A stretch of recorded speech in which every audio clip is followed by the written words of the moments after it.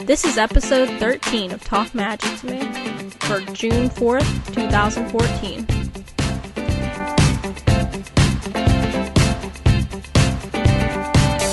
Welcome everybody to Talk Magic to Me, the critical Disney discussion podcast. I'm one of your hosts, Danielle. I'm Prince Eric. And it's just the two of us. Yeah, right now we don't have anybody else with us because Jen's not here and JD can't connect for some reason. No, I actually speak of the devil, that devil JD. I just got a text from him, and oh shoot. It says, I'll jump on as soon as I'm back. He's at ATM. Oh, out at an ATM, I guess? Okay. He's at an ATM? I guess he is.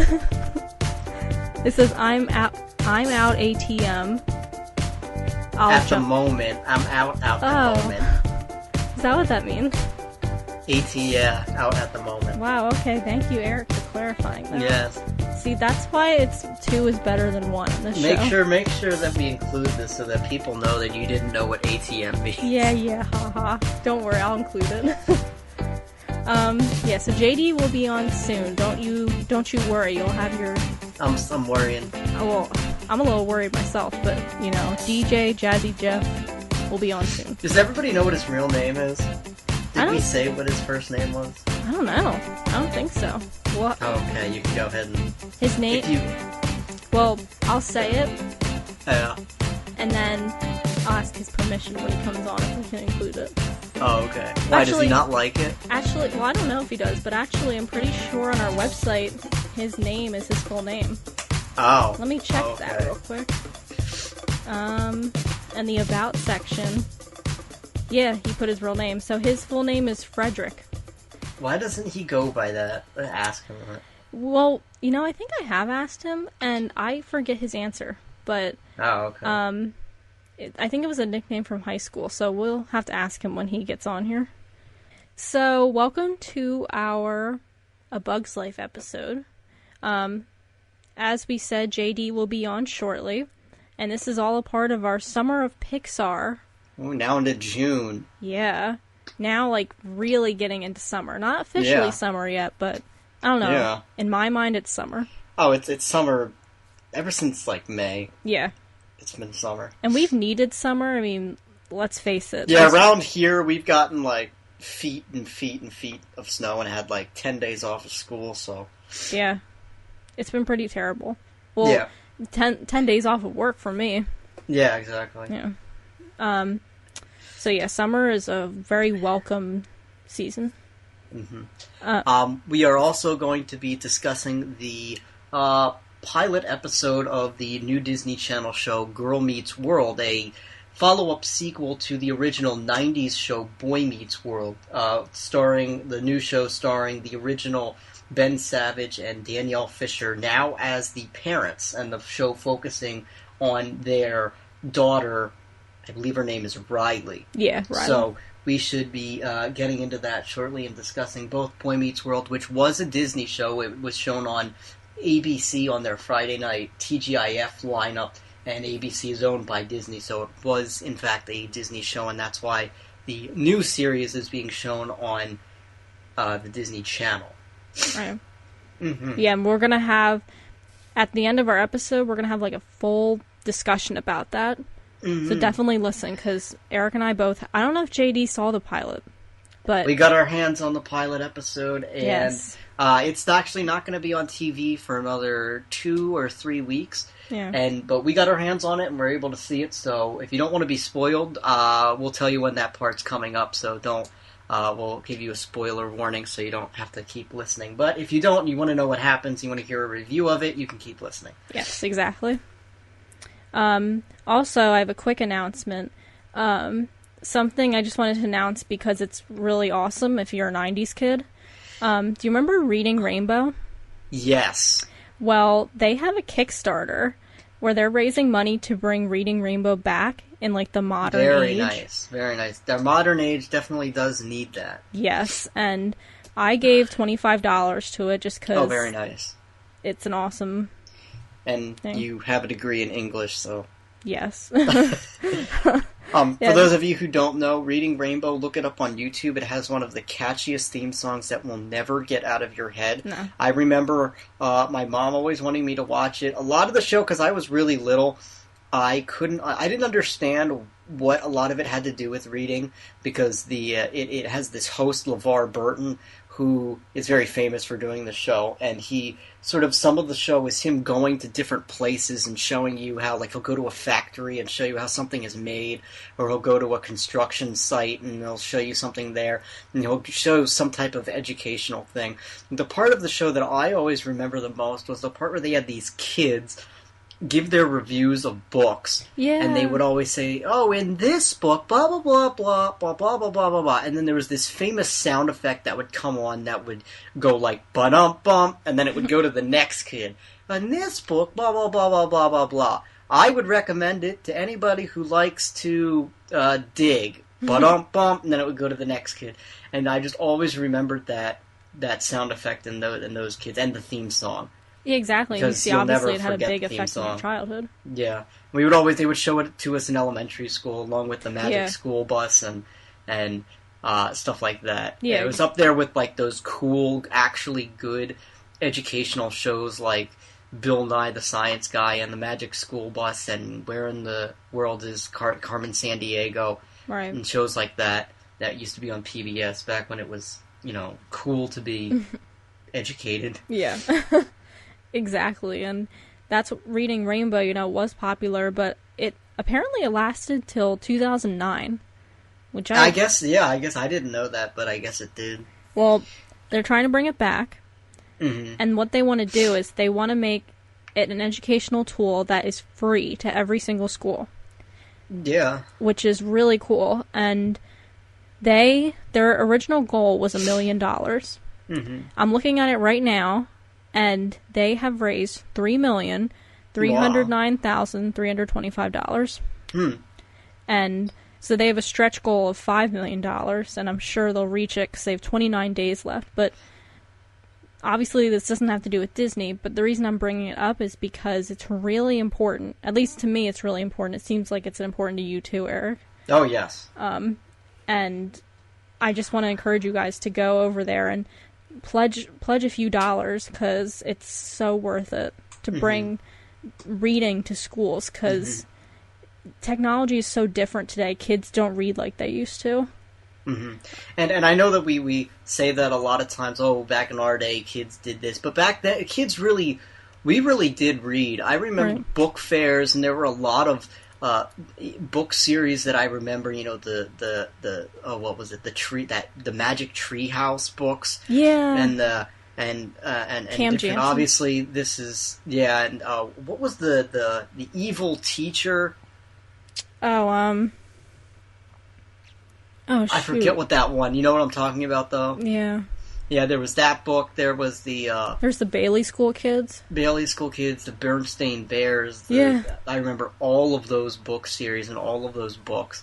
And as much, we didn't really realize it, but we really did read a lot. There were all these books in a series that you could collect, and it was, like, cool to read. Oh, you have this book. Oh, you have the one, though, Nights at Noon, because all of the Magic Treehouse books were, like, some type of mythological or creature and then a time period of the day. Yeah. Like Zombies at Midnight or something like that. I still think they're one of the best children's series books out there. Yeah, it was a great series. I remember that. Yeah, obviously this is when the late 90s was when Harry Potter came out. Exactly. I don't know if you remember this, but it was the coolest thing to walk around the playground with your Harry Potter book. Yep. Like, it was a fad. Like, if you remember, like, Pokemon cards being a fad, having your Harry Potter book and walking around with it was a big deal. It was. And you were, like, the coolest kid if you had that and you were walking around with it. I remember when I bought the second book, and I remember I was at that program, they called it BASE, the before and after school program. And, I always brought it, and kids would, like, flock around me and be like, oh my gosh, what chapter are you on? Yeah. I still remember the first time I heard of it was on the Rosie O'Donnell show that used to be that went off the air a long time ago. Yeah. But she went nuts over this book, and I remember her saying, like, it's like a mix between The Wizard of Oz and Willy Wonka. I don't know how, but that's the way she described it. And I just remember thinking, like, oh, like, that's, okay, it's a book. It's not that big of a deal. And then I saw it in a bookstore. We went to Florida, and I saw it in a bookstore there. And it was just, like, advertised as this big, big deal. And this was summer 1998. And then that fall is when that fad of having it on the playground started, and everybody started reading it. And I remember my friend's birthday was on October 1st, and I got him the first Harry Potter book, The Sorcerer's Stone, and then I got one for me, too. And I remember the first time, I still remember my mind of it, like, that afternoon, that Friday afternoon, sitting on my bed and opening it for the first time and reading it for the first time. And, like, the book had this specific smell to it that I still remember. And I just always remember the feeling that it gave me, and just, like, how it made you wanting to keep read it. And for a very short period of time, reading was cool. Like, it was the big deal. Like, the way kids have phones now and walk around with phones, that's what it was to have a book and to be collecting books and series and stuff. Right, and honestly, what you just said about the whole Rosie O'Donnell show and how she said it's a mix between Wizard of Oz and Willy Wonka and the Chocolate Factory, or whatever it's originally called. Yeah. It really is, because, and the reason I think it is, not that Rosie O'Donnell is an expert in literature, but, but there is this similarity when you read books like that to Harry Potter, because it has the humor, it has the magic, I don't know, it just has a quality about it that a lot of books don't have. And, I mean, I don't know, the way you just described reading it as a kid, I mean, it's such a poignant way of putting it, because I remember, too, being a kid and opening it up and reading it. I remember I wanted to take it everywhere with me. Yeah. I remember all of the countdown parties for all of the books that would come out, and it was like a bigger deal than any movie that would come out. Other than the Harry Potter movies themselves, when a new Harry Potter book would come out, I've never seen anything like it since. Right. Big deal, and the parties when that 7th book came out and it was ending and everybody was going to know what the end was. I remember it was just such a big deal. It was something that I've never seen since. I remember a quick story.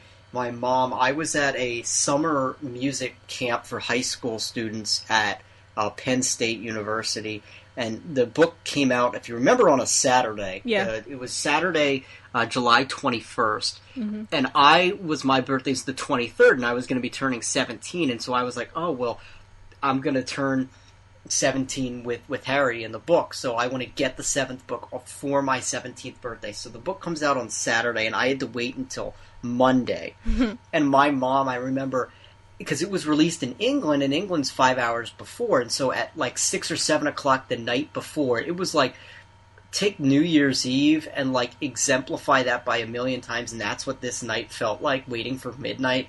Mm-hmm. And she went on Wikipedia, and the whole book was somebody from England that had read the book already, went through and wrote chapter by chapter what happened, and my mom knew what happened, and she called me, and I said, don't tell me.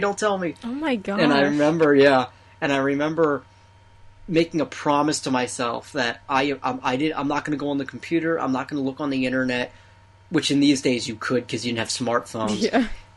And until Monday, I am not going to be spoiled. And I did it, and I didn't know it happened until I got the book on that Monday. It's such a good experience. Like I remember I never went to like a midnight book premiere, which I really wish I had. Mm-hmm. But my grandma took me that Saturday morning to Target to buy it. Yeah. And that was pretty fun, waiting in the line and grabbing my copy. But I actually didn't read it right away because I was reading another book, and so I really wanted to read it. But I was kind of like, okay, I have to finish this book, then I'll read Harry Potter. And ironically enough, I went to church camp the next week, and since it just came out, all these girls in my cabin brought it with them and were reading it, and they had to hide it because they were afraid that people at our camp, like counselors, so stupid. Yeah, I know, would tell them to get rid of it.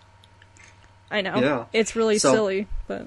That's the importance of reading and why you should donate to that cause and why you should bring this type of feeling back for education and kids in school. Yeah, seriously. I mean, you heard that rant we just went on. Yeah. But it's really important and obviously had a big impact on our childhood, so we want to bring that to other kids. Mm-hmm. Yeah. So why don't we move into this day in Disney history? Sure. Okay, so on this day, June 4th, in 1924, Walt Disney is awarded his very first honorary degree, a Master of Science degree from the University of South California. Well, I didn't know he went to college. I guess he did an honorary degree, so I guess he didn't. I mean, Shaquille O'Neal just got a doctorate, so... Oh, really? Yeah. What? In business, yeah, look it up. I just saw him on Live with Kelly and Michael. Oh, yeah. And he... It was so funny having him come in and then look up the clip on YouTube, having Shaquille O'Neal come in and stand next to Kelly Ripa, who's literally 5 feet tall. Yeah. And having and her sitting in the chair next to him, she looks like he looks like a giant, and then everybody was shrunk around him. It was really funny. But he just got an honorary doctorate in business, so you can do that. I see. Okay. Mm-hmm. So the next one, I'm going way ahead to our birth year, Eric, 1990. Oh, here we go. Wait, don't tell me what happened. Let me try to guess. There's many things that could surround this. I'm trying to think. It had to have been... I'm trying to think what movie came out that... No big movie came... Okay, what is it? The Walt Disney World Dolphin Hotel opens. Yeah, we used to stay there a lot. I've never been there at all. I can't even picture it in my head. Beach and Yacht Club? Oh, okay. I think that was a different name for it. Okay. Because I remember they always had statues of dolphins in the entrance and stuff. Interesting. Mm-hmm. I want to do that sometime where when I go to Disney World, I just go to every single hotel. Mm-hmm. Just we always stayed at a really cool one is the Polynesian Resort. We stayed there a lot. It's all based on the Polynesian Islands, and it's all tribal. And they have beaches, and there's a restaurant called Ohana, which everybody... Oh. This is before Lilo and Stitch, so everybody didn't know that it means family. And they would give you a full, luau dinner, and it was you could sit on the beach, and it's directly across the Seven Seas Lagoon from the Magic Kingdom, so you could sit on the beach and watch the fireworks, wow. and they have, hammocks on the beach and stuff, so check that out. It's really cool. Yeah, it sounds amazing. Mm-hmm.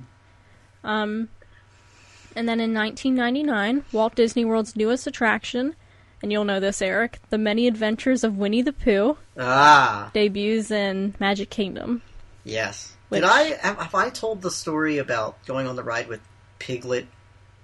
Yes, you did, but I don't know if we actually told it on an episode. Oh, okay. Maybe. I'll tell that here. Yeah. My favorite memory of that ride, I was a huge fan, as many of our listeners know, of the original Mr. Toad's Wild Ride, which then became the Winnie the Pooh ride. They took the Mr. Toad ride down for some reason, which I don't know why. Everybody loved that ride. And they took that ride down and they built the Winnie the Pooh ride instead, which is still there. Yeah. And actually, in the Winnie the Pooh ride, if you look in one tiny room of it, is you go into Owl's house, and it's all it's windy, so it's all creaking. There's all these paintings on the walls. I believe if you look to the left, there's a painting of Mr. Toad handing the deed to the property over to Owl. Oh. So it's a hidden thing in the ride. You can look. There's pictures of it on the internet. You can look that up. And there might be one of the other characters is somewhere in the background in the ride. But my favorite memory of the Winnie the Pooh ride is, I believe, July 4th, when I was about 9 or 10 years old. It might have been 2001. I might have been 11.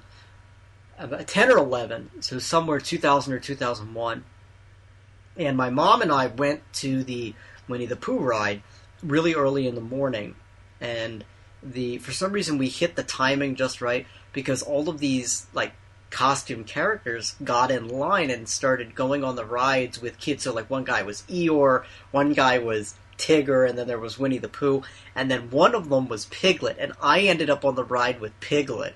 And I thought that it was the funniest, most coolest thing that Piglet sat in the front, and my mom took a picture of us, and he was like going nuts the whole time, and you get into the Efflumps and Woozle's room, and he was like covering my eyes, and it was so. As a 10-year-old, I thought that was the coolest. I was like going wild. I thought it was the funniest, coolest thing. That's my favorite memory of that ride. That ride's really. I remember when it came out. It was it was very innovative because I think the thing was that the cart that you're in, which is a honey pot, moves according to the room that you're in. Yeah. Because so there's one room that you go in where, I remember in one of the Winnie the Pooh movies, everything floods. And so there's water everywhere, so the pot like goes up and down like you're in the water. And then there's one where you're in the windy room, so it like spins around because of the wind. That's really cool. And so that was really, at the time, I thought it was like, I was upset that the Mr. Toad ride went away, but as soon as I remember the first time I went on that ride, I was like, okay, no, I'm okay with it, because it was, I loved that ride. Yeah, I think, I mean, and you tell me if this is a good suggestion, but I think that we need to go to Disney World right now to ride that. Yes, I would totally be up for that. Okay. I haven't been on it in a long time, so I would be totally up for that. That's true. You haven't been there. I've been there more recently than you have. Yeah, I haven't been there since I was 11. Right, that's right. Wow. Mm-hmm. Man, so yeah, we need to plan a trip, all four of us. Can we, please? What's that? Ask for donations. No, we can't do that. I mean, if you guys want to, go ahead. I can broadcast live from the Grand Floridian. Oh. Just like in Full House when they go to Disney World and Joey and Jesse do the radio show from inside the what is it? The restaurant in Epcot, the Living Seas restaurant. Oh yeah, that's right. They somehow got them into this like little shell and put them in the middle of the tank. And they did the radio show from inside there. I want to watch that episode now. I haven't seen it in a really long time. And then my last one is from 2005, and this is a really cool one actually. Disney's first customer still uses his lifetime pass. That was the title of an article written by Tom Wharton, and it appeared in the Salt Lake Tribune, and it tells the story of a man named Dave McPherson, Disneyland's very first paying customer. Wow. So I thought that was really cool. From 1955? I believe so. Oh, I got that right. Which, that was the year my dad was born. Very nice. I'll have to ask him then, but yeah. So that is this day in Disney history. Very nice. So now, Jen will not be here today, so we're going to have like a shortened Jen's theme park corner, or really theme park corner today. Because there is some Bugs Life stuff that I know about, and I know Eric knows about in the parks. The one we were talking about before we recorded is the show in the Tree of Life in Animal Kingdom called It's Tough to Be a Bug, which I hated. I just thought it was scary. I didn't hate it. I just thought it was... I didn't understand it. I remember that the ride itself came out... Not the ride, it's a show that's in the Tree of Life in the Animal Kingdom. And it came out before the movie came out, so I didn't get who those characters were. At least, I'm pretty sure it did. Really? And that I didn't understand who those characters were. I didn't get it until I saw the movie. Interesting. I think, like, I knew the movie, I had seen clips of it, but I never actually saw it when I was younger.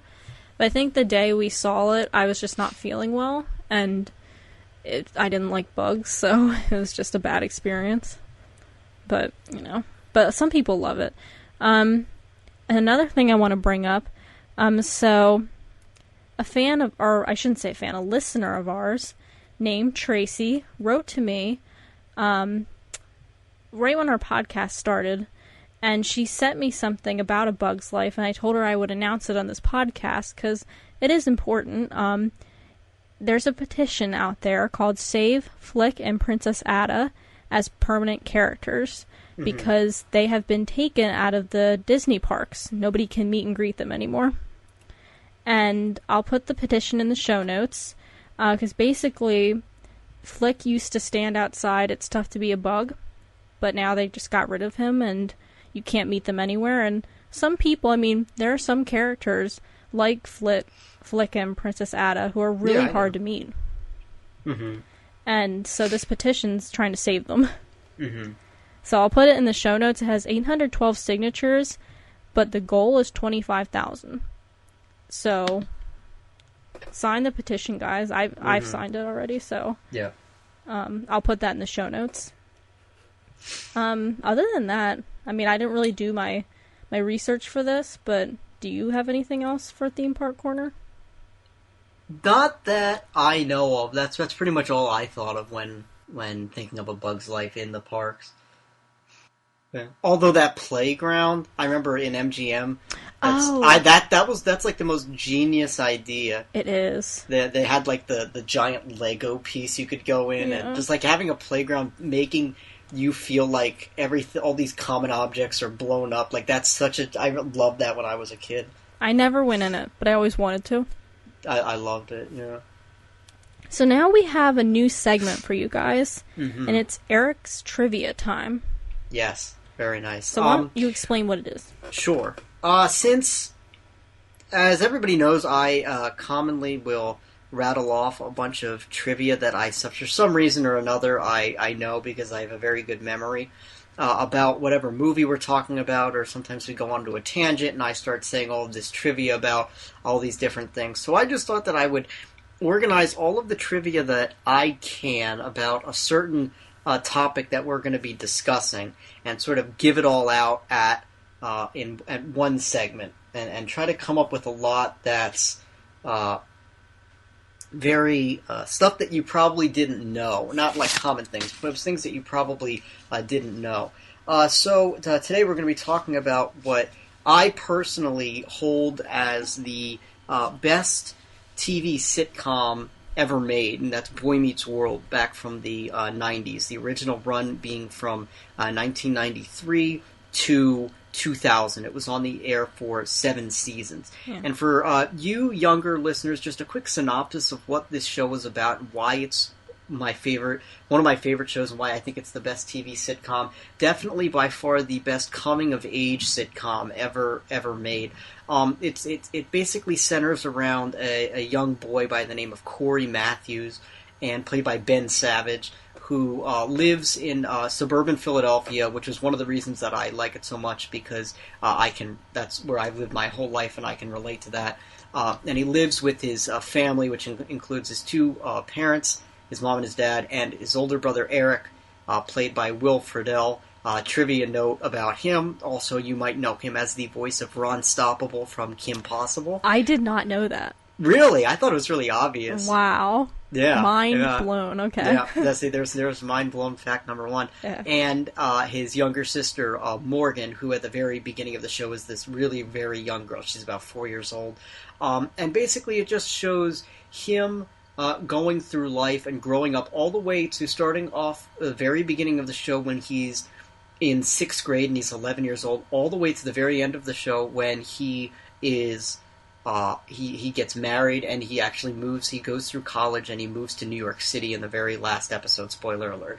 And so it because of its realistic portrayal of living in the suburbs, dealing with these very timeless issues that it dealt with. He had a friend named Sean he lived in a trailer park, but they were still best friends, and you know that he was a good-hearted kid. And his romance with the Topanga Lawrence, who he eventually is the girl that he marries, and just the realistic nature that it portrays these 2 young kids, and the setting of being in the house, and also his mentor for the whole show is his teacher, Mr. George Feeney, who is his next-door neighbor, coincidentally, and sort of guides him and mentors him as his teacher throughout his whole life. And just because it's realistic portrayal of that age group and of that lifestyle and that setting, and how the different things that they deal with, the different problems that come up, are so relatable and realistic. And the actors, it's just one of those shows where the actors fit their characters and had such perfect comedic timing and chemistry together that it was just, in my opinion, a perfect show that I will never get tired of, and I'll never get tired of watching. So if you haven't seen the original run of Boy Meets World, you should definitely check it out, and I would highly recommend it. If not, just looking up clips of it on YouTube and going through the different funny clips. I guarantee you, just look up Eric Matthews, who's his older brother, Eric Matthews funny moments, and you will go nuts laughing. You will hurt yourself laughing at how funny it is, the different things that happen. So that's just the basic premise of the show, and I gave you one trivia tidbit about Will Friedle, who the voice of Ron Stoppable on Kim Possible. That's who played the older brother, Eric Matthews. Getting into the trivia notes about the show, in the pilot episode of Boy Meets World, the first episode, which premiered on September 23rd, 1993, it's all about the premise of the first episode is that Corey's older brother Eric gets tickets to a Philadelphia Phillies game and is going to take... Corey thinks that he's going to take him with him, but Eric instead chooses to take a girl on a date with him to the game, and Corey, as an 11-year-old, doesn't understand that, and he gets upset by that, about the fact that his brother wants to take a girl instead of him, and it's about how he sort of deals with that. And he also, there's this really funny part where he gets caught by Mr. Feeney in his 6th grade class listening to the Phillies game on the radio, and while he is listening to the game on the radio, Sean asks him, oh, what's the score? And what Corey says is, bottom of the third, 2 outs, Dykstra's on second, Kruk's on first, 3-2 to Dalton.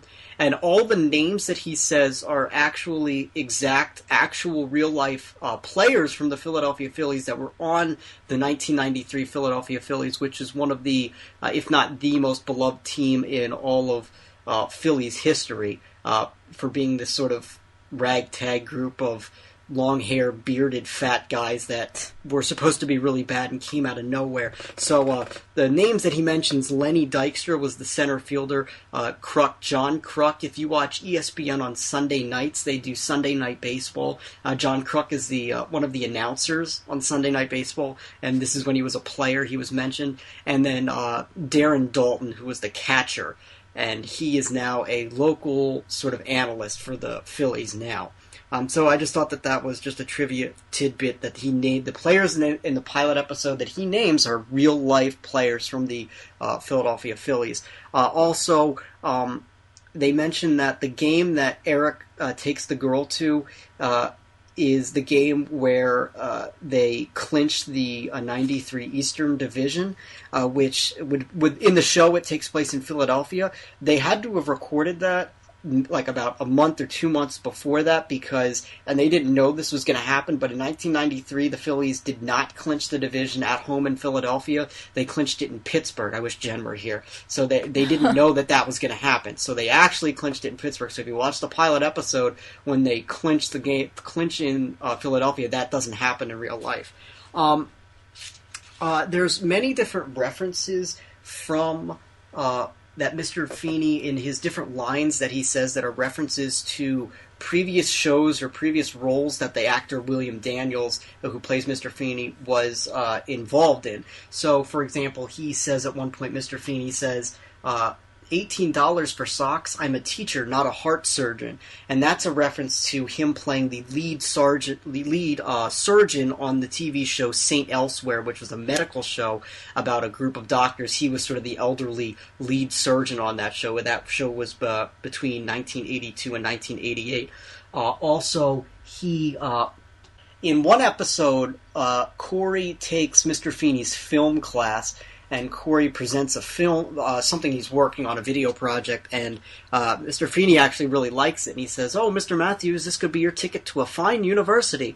And Corey says, "Really? You think I have a good film here?" And Mr. Feeney says, "No, I believe The Graduate was a good film." Yes. The Graduate, Mr. Feeney, William Daniels, was the father in the film The Graduate, which was a film from the late 60s, I believe, and he was in that movie, so that's another reference to one of his previous roles. Also, there's a scene in the season 1 where Corey goes scuba diving at a local pool, and there's a shot where Mr. Feeney comes into the pool and is like trying to get him to come out of the pool, and there's a shot where he comes out of the water and he's looking at Mr. Feeney standing above him, and that's almost a shot-for-shot reenactment of one of the scenes from The Graduate in which William Daniels is standing in his same role as the father, he's saying something to his son, played by Dustin Hoffman, who's coming up out of the pool.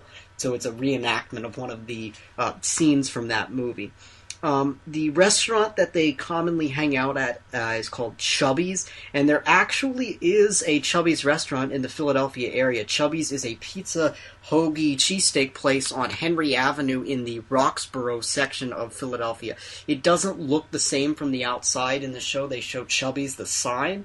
If you go and you find this place near Philadelphia, it doesn't look the same, but there is a sort of, sandwich burger place called Chubby's that's in the Philadelphia area. And one of the last things, and this is one that really blew my mind, Danielle, can you tell me what the name of the school is that Corey and everybody goes to? John Adams High. John Adams High. Yes, I got it. Right, John Adams Junior High, John Adams High. Can you look up for me really quick the movie 1776 and tell me who plays John Adams? Okay. Wait a minute. Is it Mr. Feeney? We'll have to see. Go look it up. Okay. Yeah, I think so. Wait, hold on. Who plays John? Yeah, William Daniels. William Daniels. So the name of the school comes from John Adams High, comes as a reference to the principal of the school being Mr. Feeney, played by William Daniels, in the movie 1776, which came out in 1972, about the signing of the Constitution. John Adams himself was played by William Daniels, Mr. Feeney, and that's why they named the school John Adams High. That's really cool. Yeah. In the current edition, Girl Meets World, Danielle did not notice this. I did. When they had an establishing shot of the current junior high that the daughter goes to, it's called John Quincy Adams Junior High. Mind blown. Very nice. Let me think if I have anything else. Okay, you cut all that out. And finally, the last thing that I have, in an interview done by they did a reunion panel and on YouTube, and I was watching this, and the original creator of the show, the creator and producer of the show, Michael Jacobs, was telling a story about that in the final episode of the show. Corey ends up having a younger brother, Joshua, who comes running out. And this is the only time that you really see him, and he's this little kid. And Corey gives this big speech about, you know what's out there? The world, and you're going to meet it. And then he sort of has this realization of, Boy Meets World, now I get it. He explains what that actually means. And the kid that runs out was the son of Michael Jacobs, the creator and producer of the show. And what happened was they had another kid cast in the role, and the kid came in and sort of had a tantrum and went nuts. So they sort of thought, what are we gonna do now? And he called his wife, who was with the kid's name is Danny, and he said, "Are you with Danny?" "Yeah, I'm with Danny." "Okay, bring him to the set." And what he told him was, "Okay, you're just gonna run out, and Ben's gonna say Ben Savage. Ben's gonna say a bunch of stuff, and I just want you to stand there and just don't say anything and just look at him." And they did it all in one take, and if you watch that, the kid actually says some things, like Ben's saying stuff, and he says, like, yeah, good, even though he said don't say anything, and then Topanga says something, and he says, like, Topanga, and he runs over, and Topanga picks him up, and it was all done. So if you go back and watch that, that's the son of the producer, and that was all done in one take, and that was one of the best moments of the whole show. So that's everything for this first edition of Eric's Trivia Time. I hope you learned some things about Boy Meets World. I hope that you've been inspired to go back and watch that original series, and so that you know where we're coming from when we later on in the show discuss Girl Meets World and we compare it to Girl Meets World. Oh, one more thing. This isn't trivia, not trivia. One more thing I forgot to mention. In a lot of shows, the current show The Middle, in Boy Meets World, and also in Full House, all of those shows were produced and made by ABC, which I said earlier was owned by Disney. And in all three of those shows, the characters have an episode or several episodes where they go to Disney World and they shoot in Disney World. And that's all because they're all owned by Disney and they're all produced by Disney on ABC, and so they get free advertising for the parks. I remember Full House, we were talking about that episode earlier where they go to Disney World. In Boy Meets World, they're teenagers, and I think Corey follows Topanga there to sort of win her back. And in The Middle, the family takes a vacation there. So that's just something coincidence. They're all made by Disney, so that's why they all go to Disney World. Yeah, it makes sense. Mm-hmm.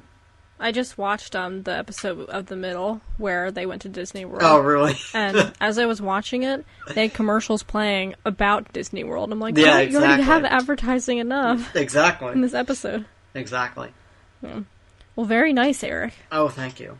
Thank you. You really didn't know that were Unstoppable? That was Eric Matthews? I seriously did not. Oh, wow. I remember when the show first came out, Kim Possible, they showed like a behind the scenes thing on Disney Channel. Yeah. And they showed Will Friedle doing that. And so I always knew that was him. And the voice sounds exactly the same. He doesn't do any different voice for it. Well, the thing is, like I told you before we recorded, I didn't really watch Boy Meets World growing up. Right. And so I recognized him, but I didn't really know him. Right. But I knew Christy Carlson Romano from Even Stevens was Kim Possible. She was Kim Possible, yeah. Ron Stoppable is pretty much the same character as almost the same as Eric Matthews. So just look up Eric Matthews' funny moments. One of my favorites is from they do a flash forward into the future where they all go to Mr. Feeney's retirement, and he comes in as this sort of hermit. And he has this long cloak on and this really long beard and this really long hair, and he has a staff. Oh. And he says, they call him, Eric, is that you? And he says, no, not Eric, not anymore. My name is Plays with Squirrels. And everybody in the audience, cracked. It's the funniest thing. My name is Plays with Squirrels. I actually haven't seen that episode. Just look up Plays with Squirrels on YouTube. It's the funniest thing. I think, I gotta say, I think I did watch a few episodes with my friend because she owned all the seasons on DVD. Right. And there was one part where Eric was with this girl, because it's when Corey's youngest sibling was born, season Joshua. 6. Right. And they're at this birthing class, and he's helping this girl, and he pops the baby's head off. That's right.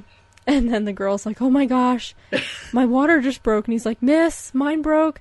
Our water just broke. Oh my gosh, what do we do? And the girl starts freaking out. She's like, I don't know. I'm filling in for my sister.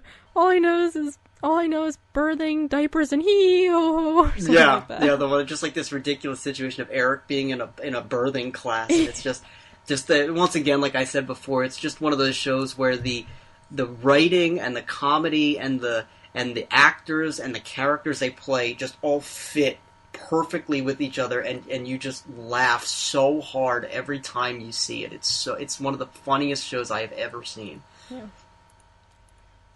And I can't wait to talk about that later. Oh yeah. Alright, so we ready to get into our A Bug's Life discussion? Oh yes, of course. Yes. It's been, how long have we been recording? Let's see. Almost 50 minutes. How do you think that'll get cut down? Hopefully. Maybe to 45 minutes. I think we had a lot of good stuff in there. Mm-hmm. Okay, so A Bug's Life is the second film made by Pixar. As I said last episode, to me personally, I saw a great improvement watching this and seeing the animation next to Toy Story. Mm-hmm. Even though Toy Story is timeless, I think A Bug's Life... I think it's because no humans were in A Bug's Life. Right. And they had, lots of close-ups on the leaves, and the movie starts out with the leaf falling in the water, and I don't know why, but that was always, a signature thing in the 90s. Yeah. Yeah, there was, a film company or something that had that as their intro. Yeah, you're right. So that always stood out to me. Mm-hmm. And so we have these characters, which are ants, and they are gathering food for grasshoppers because the grasshoppers basically demand this food, and the ants feel it's their duty to get the food for them. Mm-hmm, and said then duty. What's that? Oh, said wow. Duty. I knew it before you even said it. That's funny. So I'm surprised you haven't said the voice actors, Eric. Oh, which one? Well, to be honest, actually, I looked up Flick's actor. He's probably not very well known. I was gonna say, I looked him up, and I thought I would know who he was, and I have no idea who he is. I didn't even write his name. One of them, the Queen, was a famous person. What's that? The Queen, the one who voiced the Queen, was a famous actress. Yeah, darn, I forget her I'm name. gonna look that up right now. She was famous. I know Princess Ada is Julia Louis-Dreyfus. Really? Oh, Elaine from Seinfeld. Yes. Oh, wow. Yeah. I kept saying to my mom while I was watching it, "Do you recognize that voice?" I didn't know that until now. Yeah, I didn't know that. Wow. And here's a little fun fact. Hayden Panettiere is Dot. Really? Yep. I didn't know that. But the Queen is is off the Phyllis record. Diller.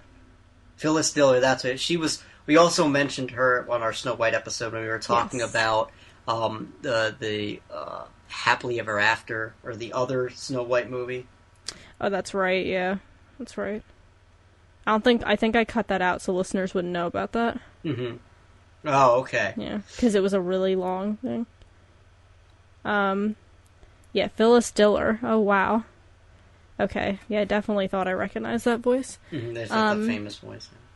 And the funny grasshopper, I thought I recognized his voice too.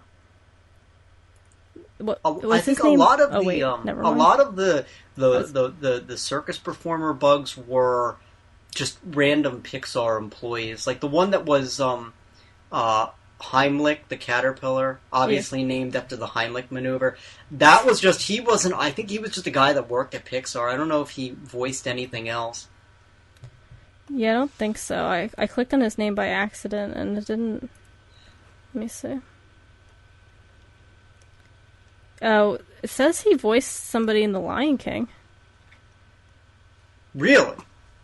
Where is that? Oh, maybe he didn't voice anybody. Maybe he just worked on it. Yeah, he was I think he was an animator, and then they just sort of put him in. Bugs Life doesn't have a lot of famous voices. No, they don't. What I can remember. The Ladybug, who was that? Is that Danny DeVito? No. It certainly sounds like it. What was the Ladybug's name? Is that Francis? Yes. Dennis Leary. Oh, isn't he... He kind of looks like the guy from Spider-Man. The new Spider-Man. The Amazing I didn't see Spider-Man. that. He played Gwen Stacy's father. I didn't see that. Oh, okay. And then, of course, as we mentioned last episode, John Ratzenberg played P.T. Flea, the circus leader. This is probably, except for Toy Story, this is his biggest role in any of the movies. He wasn't just like thrown in as an extra. He was an actual character. I was surprised when I saw the movie because I recognized him right away, and I was like, "Wow, they gave him a really big role." Yeah, he was a big deal. Yeah. So you're not really well-known actors, but I mean, the select few of them were well-known, but not compared to Toy Story. Yeah. So anyway, we see this start where Princess Ada is starting to get her feel in the role of being queen, because she'll be taking over for her mother soon. So she's trying to direct everybody. And then we come across Flick, who is the bright blue ant amongst these dull gray ants, except the purple ones, the princess and queen and Dot. Mm-hmm. And he has an invention to cut down the stalks and gather the seeds, I guess, and then fling them into the pile. Right, he thinks it'll be more effective that way, and they'll spend less energy. Right. And which I guess quicker. It would be. It would be, right. Yeah, if they didn't fall into the water. But I'll get to that. And so, nobody likes his invention. Everybody thinks it's stupid. So, he walks away a bit discouraged, and Dot follows him. And she is very frustrated because she can't fly, she's really little, and her wings just won't carry her. And she says that, I guess she says she wishes she could grow up. Is that what she says? Yeah. Something like that, yeah. And Flick picks up a rock and tells her to pretend it's a seed. Yeah, that was a famous thing, yeah. Gives her this metaphor that says a seed will one day, it looks small, but one day it will grow into a tree. This was one of the funniest parts because he said, okay, he picks up a rock and he says, okay, pretend it's a seed, but it's a rock. I know, but pretend it's a seed, but it's a rock. I know it's a rock, but pretend it's a seed. Now, one day it's going to grow, and he goes on this big explanation. One day it's going to go into a big tree. And then he looks at her for a second, and it's like quiet, and then she just says, but it's a rock. I know it's a rock. Like, she just doesn't get it. Yeah. I love that. And I always used to think, I just got to say, I used to think Dot was adorable when I was a kid. Yeah. So I loved that part. So then, all of a sudden, everybody hears the grasshoppers coming. And so they freak out and they put the last bits of food they have onto the pile, which is sitting dangerously close to the edge of a cliff, just saying. And Flick comes and he tries to toss his seeds over, but his invention falls off, and it's jumping all over the place, and it hits a rock that's holding the food up, and the food dumps into the water. And so Flick is kind of freaking out because their lives depend on giving these grasshoppers the food that they gather all year, or most of the year. So he runs down, he tries to tell Princess Ada, but she shushes him, and all of a sudden you hear the grasshoppers say, hey, where's the food? And Ada finally realizes, oh my gosh, what did you do? And the grasshoppers come down into the ant hole. Is that what you would call it? Or ant colony, I guess? Ant colony, yeah. They come through the hole into the ant colony. Yeah. And so that's where we meet Hopper, who I'm trying to find his voice actor. Yeah. And I can't seem to find it. Oh, here it is. Kevin Spacey. Oh, okay. He's famous. Oh, okay. Oh, wow. I just started watching. He's on House of Cards. I just started watching. He's famous for, that's what he's most known for. Yeah. Oh, wow. Okay. And his brother in the show, in the movie, I recognized his voice. I don't even know his name. Thumper, possibly? No, Thumper was the wild one that they had to keep chained up. What was his brother's name, then? I don't know, honestly. Dim, maybe? Yeah, actually, Dim was the big beetle that was, like, really dumb. Oh, that's right. I think he was voiced by Brad Garrett, who's right, the brother in Boy Meets... and not Boy Meets World, Everybody Loves Raymond. Yes. Who does all those famous low voices. Dim don't wanna go. I remember him saying that. Oh, actually, John Lasseter is a voice in here. What was he? He was one of the bugs, it says Bug Zapper Bug number 1. I guess the only thing I can think of is when the lightning bugs are by the light. Yeah, don't look into the light, I can't help it. And then he goes in and he gets shot. Yeah, that might have been him, yeah. Yeah, maybe. I can't seem to find... There's Cornelius. Cornelius might have been the praying mantis who was the magician. Yeah, I'm stuck. I can't find the brother, but I did recognize his voice, though. So maybe I'll put it in the show notes if I ever find it. So the grasshoppers come down, and actually I found out his name. His name's Mole. Mole. Oh, I don't know if they ever say his name. I have it written down here, so let me see. Molt. Molt is his name. And he's voiced by Richard Kind. No, I don't know who that is. So. He looks familiar to me, but I don't know what I've seen him in. Yeah, nothing's really sticking out to me, but I do recognize him. And he also voiced somebody in Cars 2, apparently. I never saw Cars. Yeah, me neither. Oh, and Toy Story 3. He was the bookworm. I don't even remember who that is. Oh, that's when they go to ask for the instruction manuals, and there's the old bookworm that has to get the manual out for him. Okay. And he sees what he thinks is Ken, but it's Barbie, and she's dressed in the full spacesuit. And then he sees her walk away, and he thinks it's Ken, and he sees her heels, and he's like, ugh, because he thinks it's Ken. Actually, I do remember that now. Yeah. Let's see. He voiced in Kim Possible. He was a voice. We go. Yeah, Kim Possible's big today. Yeah, seriously. He was in The Producers. Okay. Jury Foreman, he played. I've never seen that. I don't know if you have. I don't know who that character is, but... Okay. Yeah, nothing else really is popping up for me, but I definitely recognize him.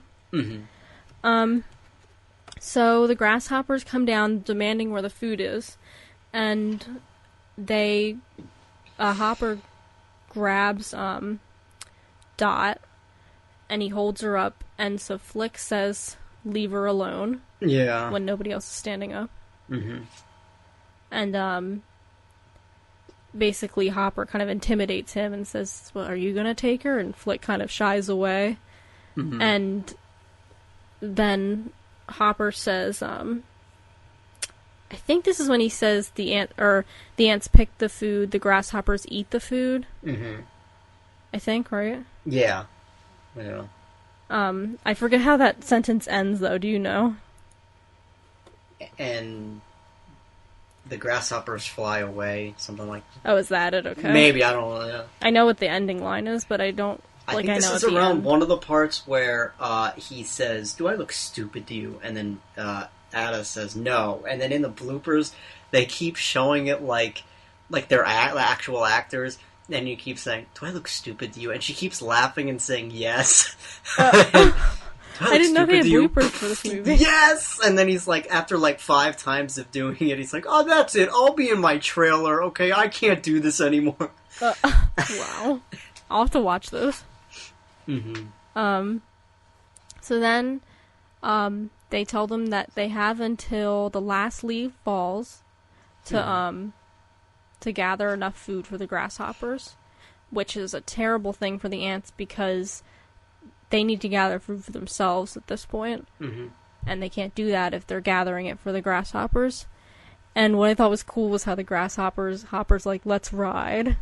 Yeah, and they all fly up, but then the stupid one hits his head. Yeah. Yeah, like motorcycles. And I wanted to bring up real quick that Randy Newman did the music again for this. But I don't think it's as memorable. Yeah. I mean... I can remember some of it. Like, it stood out to me, but I don't think it's as well known as, like, "You've Got a Friend in Me." No, I can't remember any of the... I don't think there were any songs. Well, there are no songs, like, but I think even Toy Story has, like, that signature sound. Yeah, with and the even trumpet, A Bug's Life does, but, I don't think it's as widely known as Toy Story. Yeah. So, then we go meet the circus bugs. And obviously we have Flea.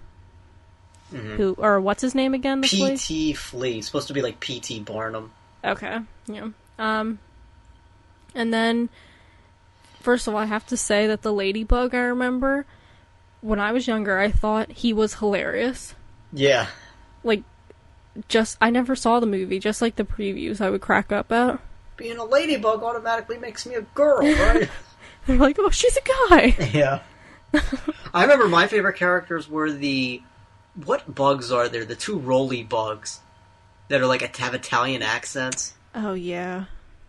And they they like slap each other, and they're like, "You farted!" And they're like, oh my gosh, and they're like, "You fart, no, you fart, you." And then the the spider's like, "Oh, will you two just shut up?" And like she yells at them. I also love the part when, this is later, but when the flies come up to the ladybug at that pub or whatever, and he's like, "Shoo fly, don't bother me." Oh yeah. And I wrote something down here. I only got 20. Oh yeah, this is from one of the flies was in the audience at the circus, and they said, "I only got 24 hours of living, and I ain't gonna waste it." Yeah. Which I thought was funny. That's true. Since flies live 24 hours. Mm-hmm. And then they show it where the city where Flick enters. Mm-hmm. I'm pretty sure that it's beneath like a trailer. And I think it's the same trailer from Monsters, Inc. What part of Monsters, Inc.? When Randall gets stuck, goes through the door at the end, and they start hitting him with a broom. Oh, okay, yeah. At least I think so. Yeah, it might be. They do that, so it could be. Yeah. Yeah, they do that stuff a lot. Mm-hmm. So then Flick comes to the pub where the circus bugs are, and there's this huge fight, and he thinks that these bugs are warriors. Yeah. Just from a little bit of a misunderstanding. Mm-hmm. And so he asks them to come with him, and they immediately agree because they just want to get out of there before their enemies wake up. And so they start the journey back to Ant Island. Mm-hmm. They're flying. They're using. I think they use Dim to fly because he's the beetle, so he can fly. None of the other ones can fly, or else they can't. None of the other ones can like hold that many people. Right. So like he carries a lot of them, and then there's the praying mantis carries some of them. Oh yeah, that's right. And there's the ladybug carries the walking stick. The walking stick, yeah, I forgot about the walking stick. Yeah. And who carries? I guess the beetle carries Heimlich. Yeah, he holds him. Yeah. He holds him, and everybody else rides on his back. I remember always loving that part because he's supposed to be like a helicopter. Yeah, that's right. It reminded me of a stink bug, honestly. Yeah. Yeah. So, once again, just by seeing that whole like little city that Flick entered and the pub, it's just like Toy Story, where Pixar is creating an alternate universe that is playing off a human universe, but it's something that humans are actually apparently ignorant to, just like we're ignorant of toys coming to life when we leave the room. So I thought that was cool. So the toys arrive. I mean, oh goodness. The bugs arrive at Ant Island, and well, I should say also that when Flick left to find them, to find warrior bugs, because I didn't mention that part, and Princess Ada let him go. They let him go because he caused so much destruction that they wanted him gone, and they didn't expect him to come back. Yeah, they thought he was going to just, like, die because he's an ant. He's going to get squished. They're like, he won't last 2 days out there. They think because he's an ant, so they're just going to squish. By the way, this reminds me, today I was eating a hoagie, and I was outside, and some of it got dropped, this big piece of onion, and an ant came over and, like, picked the onion up and was, like, moved it all over and like trying to eat it, and it just reminded me of A Bug's Life. Oh, I was just looking; it was just so funny because it was a big piece of onion. And you didn't think this little ant could, but they're actually very strong and can carry a lot more than their body weight. Yeah, see, there you go. See, A Bug's Life in the flesh. So they're very surprised when they see Flick come back, and the bugs that he brings back with them, they still are under the impression that they're doing like a show for the grasshoppers instead of fighting them. And so because he never mentions actually fighting with them, he just says, "Oh, I am in search of bugs of your quality and skill, and I need you to come back. I represent a colony of." He thinks he never says you're going to fight physically these grasshoppers, right? And one thing I loved about this scene is when the ladybug, Francis, he makes a speech for the ants And he says this really clever line with a dual meaning where he says, "We are gonna knock them dead." That was a big part of all the trailers and everything. Yeah. And because he thinks he just means like they're going to give a show, because that's what, when you give a good show, that's what you say. Exactly. So I really like that line. And one thing I liked is when it shows them working, it shows Princess Ada working with the ants, that she's working with her people, showing that she'll be a good leader. I remember one of the funniest parts I remember as a kid seeing this was when, I think it was earlier in the movie, when a leaf, like they're in the ants are in the line, and a leaf drops on them and separates the line, and the one guy's like, "I'm lost," and he like goes crazy because he can't find the rest of the line, and they have to have this like therapist come be like, "Okay, we're walking around, and there's the rest of the line." He like has to like calm him down, because they don't know if they're ever gonna find the other, because they're so small that if something blocks them like that, they think they're gonna be lost forever. So It was just really funny to see their reaction to that. Yeah, that was a really good part. That made me really laugh, actually, when I first watched it.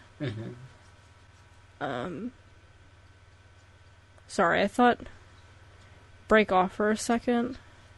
I thought JD just wrote to me on here, but never mind. Okay, sorry. I will continue. So, then we see... Oh, it was JD. He just texted me. Okay, I'm going to add him to our call now. Okay, so, well, let's welcome JD, everybody. Greetings, comrades. No, I haven't heard Where that in a were while. you? Just kidding. You know. You know, in the beginning of our episode, we were talking about your name. Oh.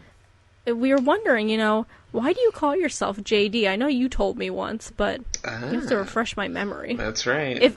If you would like to. The fans tell don't us. know. Oh. No. I don't even know. Okay, well, if anyone remembers the show Scrubs way back when, best show ever. Best show ever made. There's this main character, and his name just happens to be John Dorian, aka JD. Yeah, and what I did in high school was I did, like, play versions of Scrubs, because I was so into it at the time, for my acting class. And that nickname, I played JD in those skits, and so the nickname just kind of stuck. Oh. And that's why. That's really cool. Yeah. And, very nice. Yeah, there's actually a story behind that. Yay. Yeah, don't actually call myself that for no reason. It's because it sounds cool. Yeah, because I was going to say, I thought you told me that story before. Yeah, it's probably a long time ago, to be fair. Yeah. Okay. Well, thank you for that story, JD. You're welcome. I love to share. We love when you share, yeah, so good. It's a win-win situation. Good. Okay. Are you ready to get back into A Bug's Life? Sure. Okay. Let it begin. So, we're at the part where we see the grasshoppers at their little bar area. Oh, I love this part, because this is when they start singing La Cucaracha, but they don't know the words. So literally the two ones are sitting there, and they're like, La Cucaracha, La Cucaracha, da-da-da-da-da-da-da, and they just keep doing that. That's what I love about this movie, all the little bug puns. Oh, there's so many. Oh. There really are, but they're awesome. They can be. And, they have their moments. Well, actually, I want to bring up real quick, because I wanted to get your opinion on this, JD. The animation of this movie. And how it compares to Toy Story. Okay, well, I guess this is obviously Pixar in their begin days. Where, like, we don't know how humans, so they're just trying to do every other movie that doesn't have humans in it at this point. Because humans are it's just not happening, at this point. So, I mean, it's, of course, you can't really compare Pixar then to Pixar now, because that's just not fair. But in terms of, like, I don't think it was a huge leap over Toy Story. Like, I don't know what specific, like, I'm sure if I were to look it up, it was like, oh, they did this amount of thing. I think maybe what it could be is a large number of computer-generated things, because there's a lot of bugs. Right. You know, so I think that was an accomplishment, just the mass amount of CG insects they were able to, you know, achieve. Right. But it wasn't, you know, animation-wise, it wasn't a huge leap over Toy Story. But, and some of the animation, early Pixar, a little janky in spots, a little noticeable. Especially, I think, we haven't gotten to the birds, but the bird especially, I remember being like, Yes. it doesn't hold up very well, that CG bird. Yes, and actually, you just reminded me, I can't believe I forgot to talk about this part when the bird comes. Yeah. Yeah. Never thought you'd be so scared of a bird. Yeah. That's, well, actually, I should say, I'm forgetting myself. I should say the part where Flick leaves to go find the warrior bugs. Right. And he's on the dandelion. Yes. And that really scary jump he makes. Mm-hmm. Yeah. It's crazy to think about how big the world looks when you're that small. That's So true. I thought that was cool. But yeah, so we see these after the bugs arrive and we're at the bar with the grasshoppers. We see them discussing the ants, and I think Hopper is the one who says, because they're basically saying, well, you know, it's not a big deal. We don't need the food. We have enough food. And Hopper starts laughing, and he says it's not about food. It's about keeping those ants in line. Which basically shows they're big oppressors Right. Mm-hmm. to the ants. Some cryptic metaphor of some kind. Yes, I like where this is going. I wonder what it could be. Yes. So we see the ants are having a special celebration for these warrior bugs. And Dot's class puts on a show of the battle between the ants, or the warrior bugs and the grasshoppers. And this is just hilarious when it shows the one ant going, die, die. Oh yeah, they make it into Die. this big, like, Shakespearean drama. And yeah, so the bugs are really freaked out because they didn't. All of a sudden, it's like the realization, oh crap, we have to fight. The one bug is covering the other bug's eyes during it. Yeah. Like, he can go, you don't want to watch this.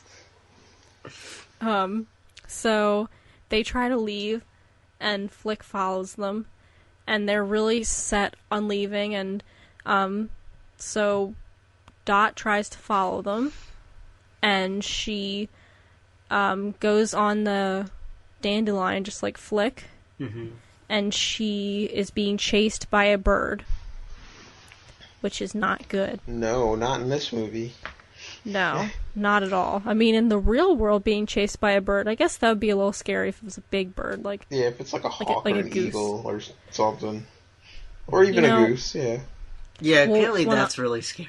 What's that, Eric? A goose. Being chased by a goose. That would actually be terrifying, because when I was working, I think it was like at the end of December, there were some geese sitting on the top of my work building, and I was walking down the path, and they all, when I started walking, they all kind of turned away and walked out of sight, but one goose stayed there, stared me down, and I'm not kidding you, it hissed at me. Oh. Like a cat, almost. Like your cat does to me. I was like, geese hiss? What the heck? That's That's scary. It was terrifying. I started walking faster. Must go faster. Yeah, so... Yes, I guess it would be scary to be chased by a bird. Huh. So, the bugs end up, because Dot is in danger, with the help of Flick, they rescue Dot. And they really are warrior bugs now. Oh. So, yay. Yes. So, what happens next is the warriors come back, and then P.T. Flea arrives, because he's been looking for his circus gang, Yeah. and everybody's really let down that P.T. Flea, or to find out that these warrior bugs are actually circus bugs. So Princess Ada banishes them, and Flick. So we see them gathering food, and just really struggling to get it all done. Mm-hmm. And then we go to Dot, who really feels that this is not how it's supposed to be. She needs to find Flick. So she ends up using her wings for the first time, and flies to Flick. And he is just very depressed, sitting on the back of this circus truck. Mm-hmm. And Dot flies over, and she's trying to reason. Well, actually, before she flies over, the circus bugs try to console Flick, and he says he's a failure. Mm-hmm. And I think it's the praying mantis. Yeah. Praying mantis says, "Listen to me, boy. I've made a living out of being a failure, and you, sir, are not a failure." That's right, yeah. Which I thought was a nice line. Mm-hmm. And JD's internet is acting up. Mm. His specific words were, "Internet pooped itself." Ew. I thought you would appreciate that. I'll try to call him again. Okay. Hey, hang on one second.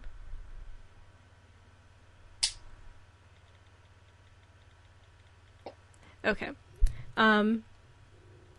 So then, Dot arrives, and Flick is sort of ignoring her, and then she grabs a rock, and she brings it to him, and it's that ring composition once again. Okay. Oh, you're back, yay! Yeah, it pooped itself, you know. It pooped itself. Keeps happening. I pretty much love that saying now. Yeah. My internet pooped itself. That's what I'm like. I don't know what's happening. It pooped itself. All of a sudden, too. Yeah, it really does. That's how it happens. It seems to love to do that. It Don't does. you just love the internet? Yeah. My internet loves to poop itself. We're at the point where Dot brings Flick the rock. Yes. When he's on the circus bus thing. So we see this realization come over Flick, and the sun gets brighter to symbolize, oh my gosh, yay! This is great. And actually, I missed another thing. The fact that the warrior bugs, they got an idea to, well, Flick got the idea to make a giant bird to scare Hopper. Right. So they were working on that for a while, but then P.T. Flea came, and they realized that these were circus bugs and not warriors. But Flick and the circus bugs return, and Dot and the ants. The reason Dot went to find Flick, I missed so much. I'm all over the place. It's all good. Yeah. Dot and her little buddies, I forget what they're called. The blueberries. The blueberries? Yeah. Because let's do this blueberry style. Yes. There we go. There we go. I remember like from the that movie name. Surfers. I think we should be known as the blueberries. What do you No, think? I don't know if please that's gonna no. work for us. Darn it. I don't think. What the heck? Nah. You guys always turn down my ideas. God. I don't think that'll work for us. No. Yeah, well, I don't like blueberries anyway. Almost. So yeah, Dot and the blueberries. The grasshoppers come and invade Ant Island, so the blueberries hide, and that's when Dot goes to find Flick, and so the blueberries are all ready to help Flick when he arrives back with the circus bugs to get the bird working. So Flick and the ants are climbing up the tree while the circus bugs come and pretend to be a surprise for celebrating the grasshoppers being at Ant Island. And the ants and Flick get the bird to work after a bit of struggle. And it really does scare Hopper. But then they soon realize P.T. Flea comes out and he sets the bird on fire. Right, and does flaming death, yeah. Yeah. Flaming death, we're losing the audience. I forgot to mention the flaming death part, too. Yeah. That was pretty funny. Yeah. But yeah, so that's another ring composition, because in the beginning we saw the flaming death, and now we're seeing it again. And so, finally, Hopper's had enough, and the bird falls, Flick comes out, and as Dot comes out, Hopper picks her up, and this time Flick stands up for her again, and this time doesn't back down, which is not only ring composition, but narrative transformation, showing that when Flick once stood up to him but cowered, now he's standing up to Hopper and being brave. Mm-hmm. And actually sticking to his gut.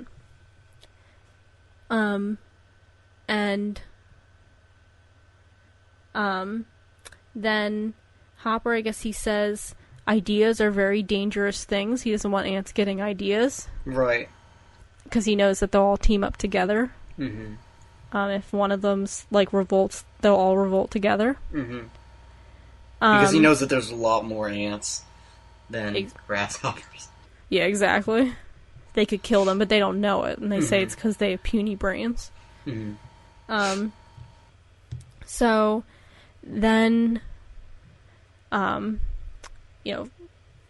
just starts beating Flick up, which is a pretty dark moment, I'd say. Yeah.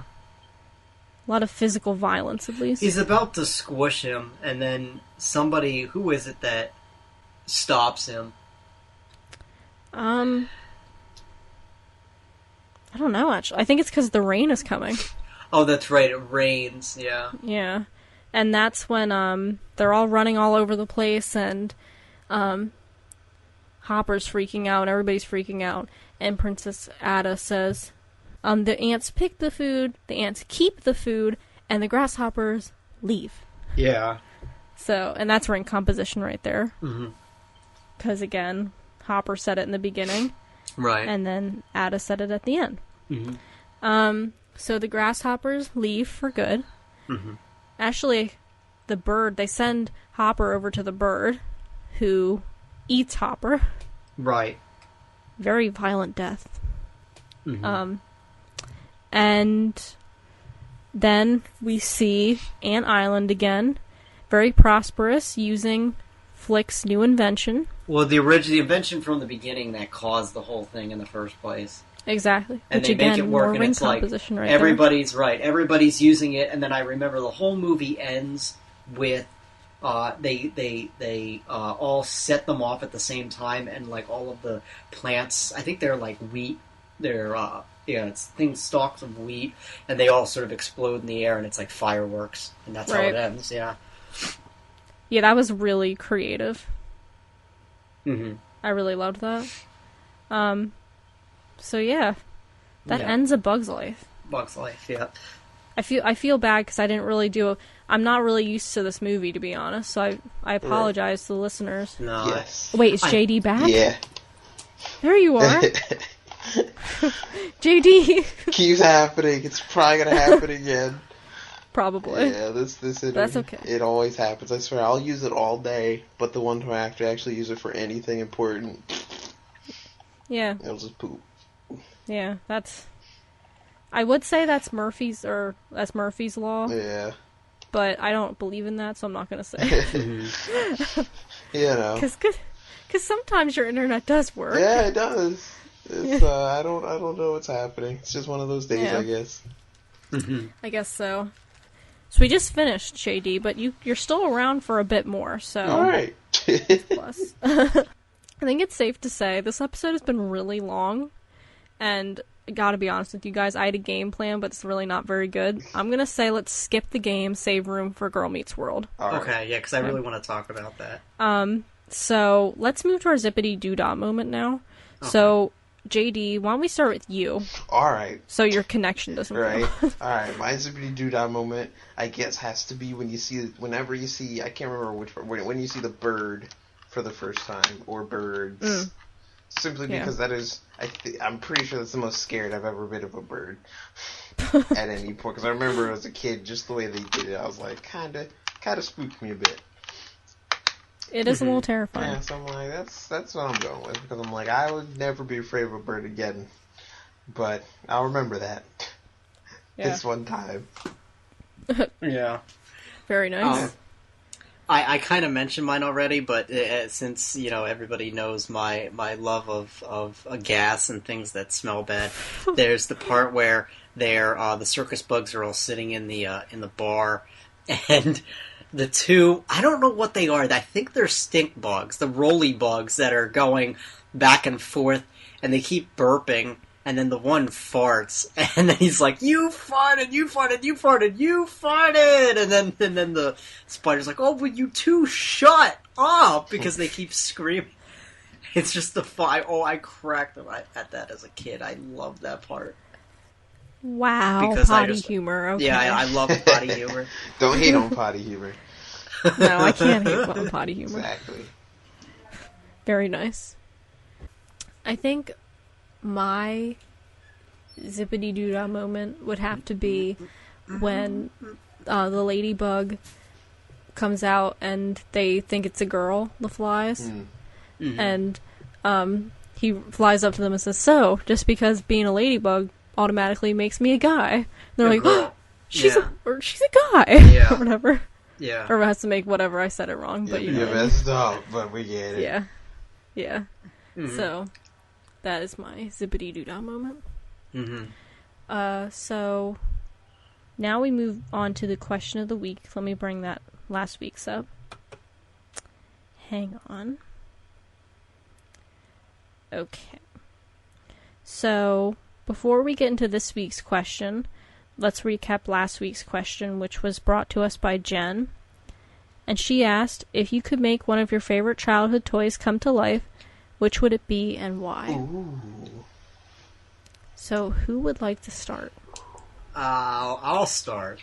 Okay. My sister and I, we had this actually, it was a dinosaur that was exactly like Rex from Toy Story, but it looked a lot meaner. It wasn't like a cute dinosaur like him. It was like a mean actual dinosaur. And we used to make it would have like, you could move the mouth, and we used to like make it talk. And for some reason, we had this big play, like, 2-story car garage, and we used to put the dinosaur in the garage for some reason and, like, pretend that was a scene that was going on. And we used to, like, move the mouth and say, "Shut up!" with it. And so I would say that dinosaur, I would want to bring that to life. Very nice, very nice. How about you, JD? Let's see. I'd say either one of two. But I'd say first and foremost is probably my Raichu. My Raichu little thing that I'm looking at over here, so I can finally have a Pokemon, so I get knocked 2 birds out with 1 stone. Wow. A Pikachu. That's a good answer. Yeah, like my Raichu. It's my favorite Pokemon, Raichu. so it fits. Yeah, it does fit. And boom. Wow. I gotta say, I didn't think about my answer until right now. I think I would want I collected Beanie Babies when I was little, the TY Beanie Babies.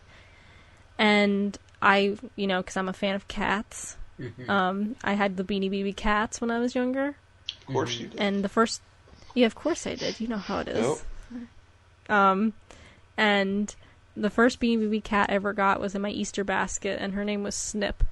I'd want Snip to come to life. All right. Because she'd be my... I always wanted a kitten when I was little, but my cats were already older, so they were all boring. Meow. I loved them. They were really great, but as a kid, I really wanted a kitten that was cute and that I could hold. My cats were fat, and I couldn't hold them. Oh. So... Oops. Hence, I wanted a kitten, so...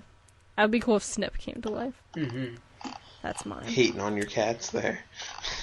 Hey, okay, now, I gotta say right now, I just gotta do them justice. I don't hate my cats, I love them. No.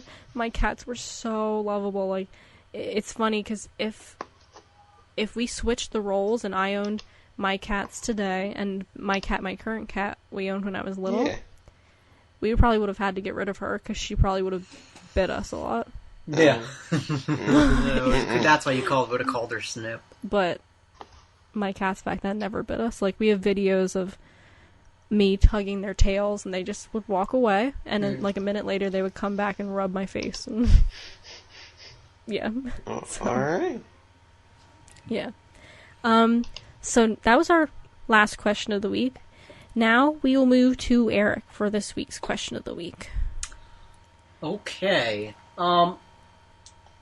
Pixar has always said that the way they make movies is that it's a new way to look at our world. What's a way that they haven't done that you think they should do or would be interesting? All right. Okay, so as I said, we're not going to play the game. Right now, we're going to have our Girl Meets World / Boy Meets World discussion. Mm-hmm. So if anybody does not want to have spoilers, turn this podcast off. Mm-hmm. Or put it on pause and then fast forward it Mm-hmm. to hear the very end. Mm-hmm. So, Girl Meets World was released through an iPad app. Some type of Disney iPad app. Oh. Mm-hmm. And I guess you haven't watched it yet, have No. you? Yeah. So the reason I got a hold of it was somebody sent it to me. So I sent it to Eric. Mm-hmm. I put it on I've the seen Dropbox. Gotcha. Because did you watch Boy Meets World? No, I was never a Boy Meets World person. Honestly. Okay. I didn't think so. No, I never got into it. Okay, so hopefully you can get into this conversation a little bit. Yeah. Maybe you'll find it interesting. Yeah. So I know, Eric, you're dying to talk about this, so I'm going to let you... Don't go into everything, but just state your broad thoughts on the pilot of Girl Meets World. My broad thoughts, I think that the word that I can use to describe it is forced. I thought that, and this is only the first episode of the whole series, so I'm not going to say that I think that the series is going to be bad, because we have to see what happens. Maybe they sort of the writing of it gets better as it goes on, but it just seemed very forced. The whole pilot episode, the idea is explaining the Girl Meets World concept about how I've already met Corey says, I've already met the world, it's your turn to meet the world now. And it's how she's getting a subway, they're giving her a subway pass so she can go out on her own and meet the world. And it just seemed that story and the characters were too forced. Like during my trivia segment, when we talked about the first episode of Boy Meets World, how it was just sort of they introduced the setting and the characters, and it was just a normal problem that would have happened.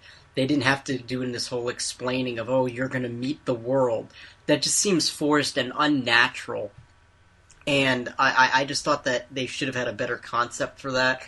And I also didn't like how at the end of the episode they showed Boy Meets World was like in the episode. It says it on the subway train doors as they close it. I didn't like that. I thought, because it makes the world seem less believable. The point of Boy Meets World was that it was very relatable and extremely realistic, and I thought that they should have done a better job with that and not trying to force it so much of the world, you're going to meet the world, and saying that so much rather than just letting a normal problem in this girl's life and that age take place naturally. This isn't Michael. I'm sure Michael Jacobs, who I think is one of the best TV creators and producers in TV. It wasn't because he is working on this show. He was the original producer on Boy Meets World. I don't think that it's his fault. I think that it's the production company of It's a Laugh Productions, which does all of the Disney Channel shows now.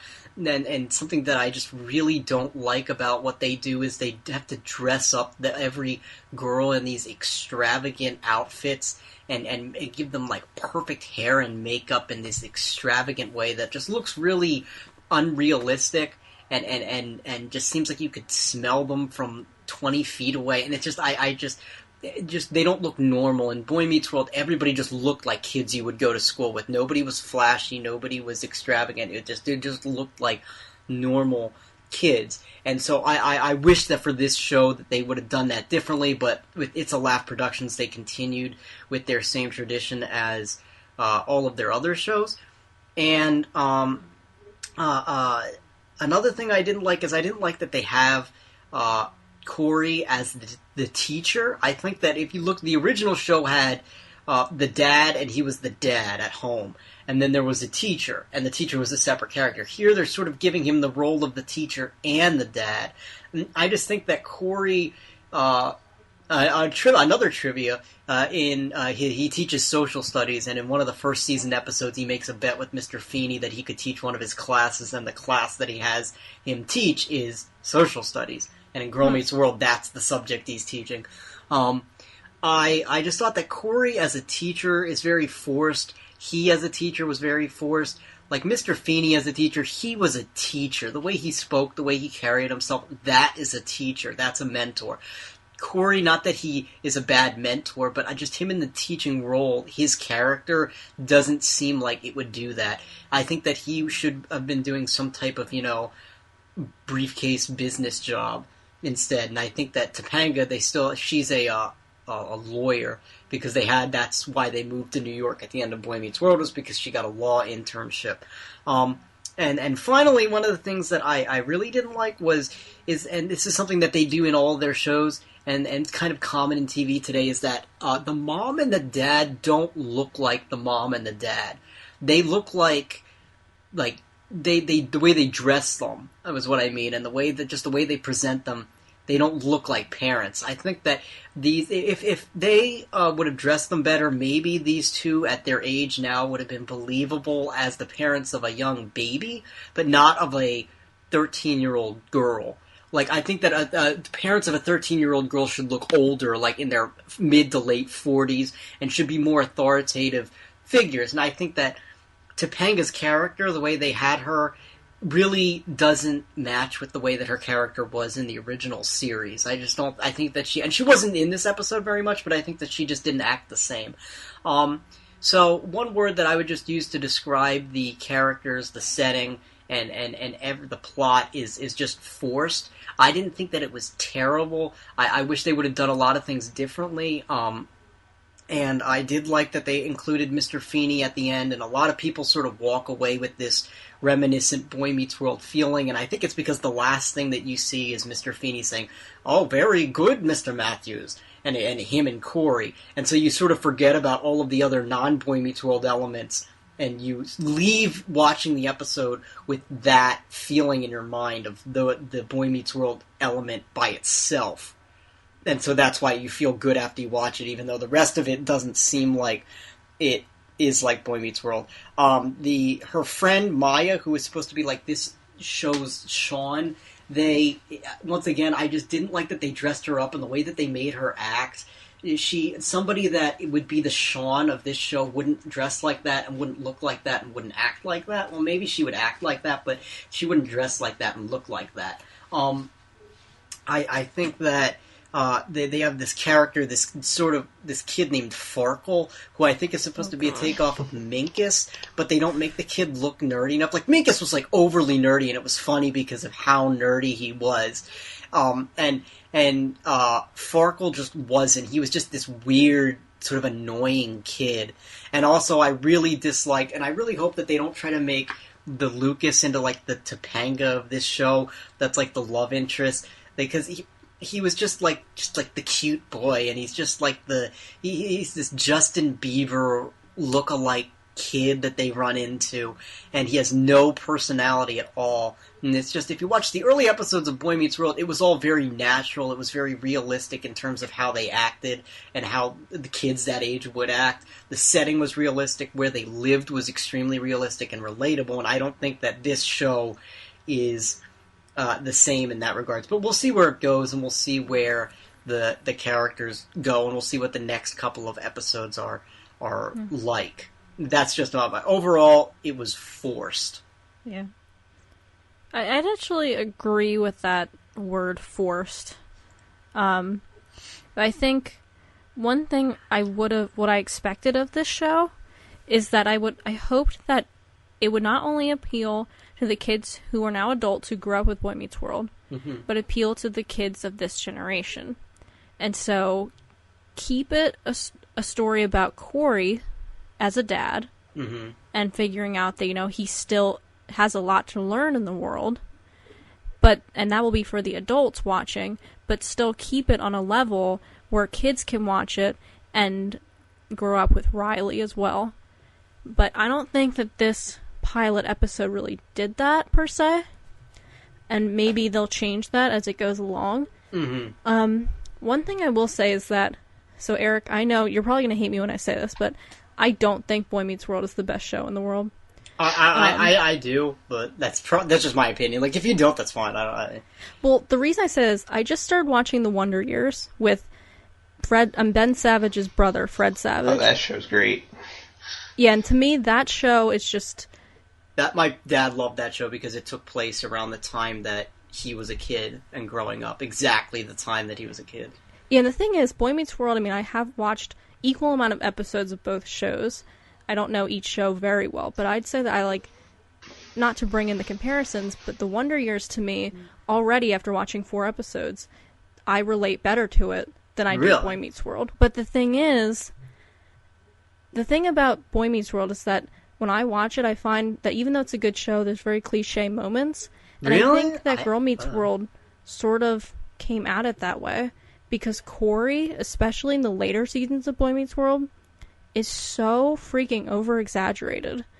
And I think his daughter was a lot like that. And I think they're even playing off Corey being over-exaggerated in this pilot, but a little too much. Like when he goes up to that guy and like in the cafeteria and pulls his chair that's away. another thing that I missed saying. I hate that whole concept. They do this in like every Disney Channel show now, and I think that it's ridiculous. I think that it's illogical, and it's really... I just hate it. The whole idea of any time that the girl is talking to any boy at any time, the dad, they automatically have to do this stereotypical dad, oh, I'm gonna kill that kid type thing, which I don't understand, and it just makes no sense. I mean, the entire Boy Meets World was about Corey and Topanga being together, and he ends up not only marrying her, but impregnating her and having 2 kids with her. Yet here's this innocent, looks like he couldn't hurt anything, 12 or 13-year-old kid who's sitting in the school cafeteria talking to his daughter, and he pulls his chair away, and it's supposed to be like funny, and I don't understand why we're laughing at it. And I don't blame like Ben Savage or anything for that. I blame the writing for that. I don't get the point of that. I didn't think it was funny. I thought it was stupid. It didn't make sense to me, and it just is no... I just didn't get it and don't think it's funny and don't think it should have been part of the show. Yeah, and I think I agree with you. I think the reason they did it was to show that you're right. Corey grew up with Topanga and ended up marrying her and did all these crazy things that his parents told him not to do, but he did anyway. And I think now he's dealing with the fact that now the roles are turned on him, and now he's the dad.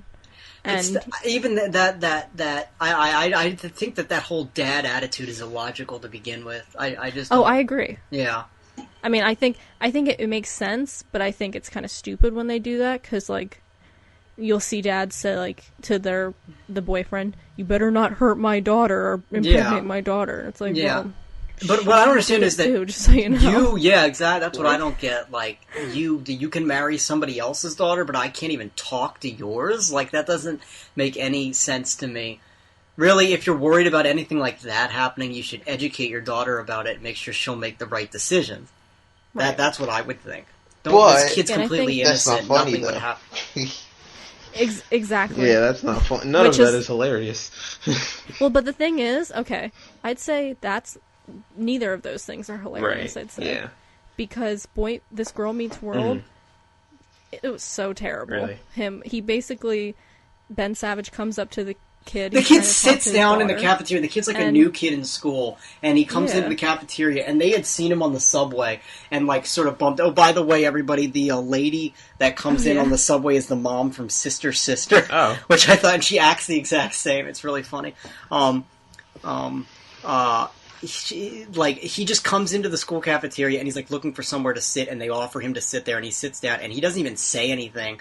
And Ben Savage comes up and like literally takes his chair, and they show him pull his chair, and it's like it's not like the door's right there. He pulls him like 30 feet all the way out of the cafeteria. Oh, and then he later on in his own social studies class, the kid in theory, it actually kind of sounds funny, but it was pretty terrible. No, it was. I don't think that it sounds funny. There was another Disney show I was watching where, like the daughter the daughter, like, is talking to a boy, and they show the dad thinking, and he says, like, if he does anything to hurt my little girl, I'm going to twist him into a pretzel. A pretzel. And then they have the laugh track go off, and I'm like, why is that funny? You know, that's like violence against some innocent little kid.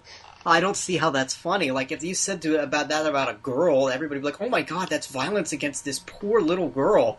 Why is it funny when you say it about the boy? I just don't, I hate that. I just think that it's stupid. It doesn't make any sense. It was unnatural for Corey.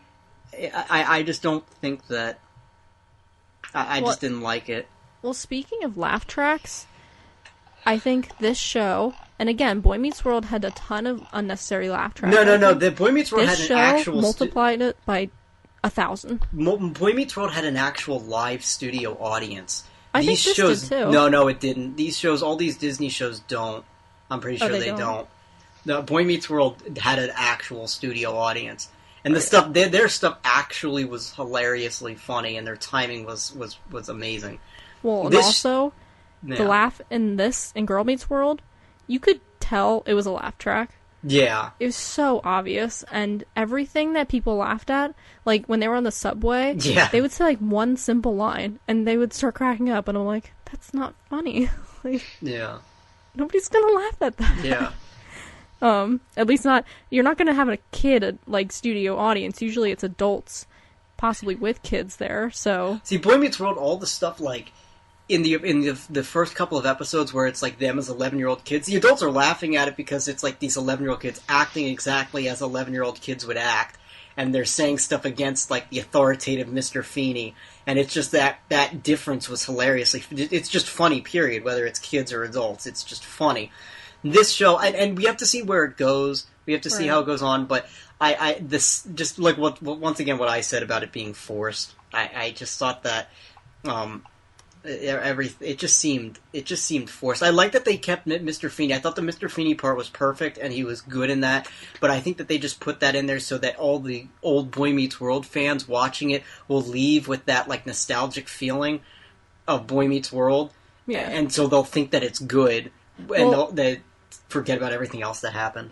I think that was the only thing I think that was one of the things that they did completely right in the episode. I think they did other things right, but I think that was one that was right on the money. Right. I just think that there's too much of saying the obvious lessons. Like, the very beginning, first shot of the whole thing is like that when she says, like, oh, will you still be there for me? Of course I'll still be there. It's like, that's the first... They just let the situation happen naturally, and then people...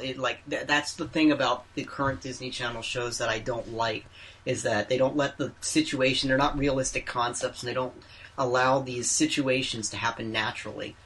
I think that was one of the forced aspects of this episode, that they were trying to capture the old audience, and so they keep bringing up how Corey... met the world, and now his daughter's meeting the world. Like, they have to shove that point in your face, yeah. Yeah, I just thought of, The Lion King. Yeah. Like Lion King 2. Wow. Yeah. Which is a weird example, but I just randomly thought of that. But it kind of is similar, where Simba has to deal with that, of letting his daughter go. But, I don't know, I don't think they did it very well. I think they could have done a lot better, but I know why they did it. You know, something else I don't understand, when they go in the subway, they start talking to all these people, and they're, like, on a first-name basis with all these people. And these people are, like, 25, 30 years old, and they're talking to these, like, 11, 12-year-old girls, like, on a first name. Oh, Maya! Oh, hey! What's the guy's name? Like, Russell or something? Something like that. Yeah. And he's like, oh, who's the new chick? Like, these girls are, like, 11 and 12 years old, and you're some, like, guy that's, like, 30, and you're sitting on the side of a subway station in New York playing a bunch of drums. And you're, like, calling them by their first names and acting like you're friends with them. And that's just one of the unnatural, unrealistic things, and then that I didn't like and didn't understand and didn't agree with. I just didn't like it. I didn't like that they didn't live in a house. They lived in some weird apartment. What's that? They didn't see, one of the things about Boy Meets World that, like, I liked about it is that, like, that it seemed like my house. Their house looked like it could have been my house. And the way that they all lived in the house and they interacted with each other within the house was like a family in a house. Here, they're in some weird New York City apartment that no kid lives in and no kid can relate to. Well, actually, here, this is where I will disagree with you. I think right now, I think it's a show, as you said with Frozen, it's not good based on relatability. And so for you related to that, and I could relate to that. But there are kids that do live in apartments like that. No, there are kids that they do exist. I think that so I think that there will be kids who can relate to that. But I think that's a minority of people, though. That's what I like. Once again, that's what I liked about Boy Meets World was that house could have been your house. Like, didn't you feel that way too? Like that setting, you put yourself within that setting in that house. Like Corey's room, how he had all the Philly stuff on the wall. That's exactly what like my room looks like, with all the Philly stuff on the wall and everything like that. Another thing is that in all of these Disney Channel shows, they have a theme song that's like a pop song, but it's sung by the main character because every actress that they hire now is apparently a pop star quality singer. And it's just that's another forced aspect. The fact that the song is like Take on the World, and the main girl, I'm pretty sure is singing it, the Riley girl. And it's just like, once again, okay, we get it. Boy Meets World, Girl Meets World. Like, Boy Meets World, you didn't even think about the title until they explained it in the last episode. Yeah, I didn't even, it was just like words. Oh, Boy Meets World. You didn't think what it meant. Right. They spent too much time trying to explain that. And, I will say, though, about the intro real quick, is with these Disney Channel stars, I mean, we've been seeing this since Lizzie McGuire days, when they would hire kids who had the talent not only to act, but to sing as well. She didn't sing that song. Actually, trivia, the mom sang the intro song in Lizzie McGuire. That's the mom singing that. Really? Yeah, that's the mom. Look it up, that's the mom. That's really cool. Yeah. Wow, I never knew that. The thing is, something that we usually don't know, except with Disney Channel, because they take advantage of it, is that many actors and actresses do come to Hollywood with these talents. Like, I was watching, I forget what the show's called, Bosom Buddies with Tom Hanks. Oh, I don't know what that is. It was like his first show ever. It was really dumb. My mom was watching it, but Bob Saget was on there. And he started singing. And the thing is, a lot of these actors they have the talent, and they can do it. It's just that Disney takes advantage of that. They look for kids who are well-rounded like this. I just don't like how all the intros have to be Oh, I know. That just bothers me that they have to be sung by the main person in the... Right. Like, if you think Ant Farm, they did that. That show Liv and Maddie does that.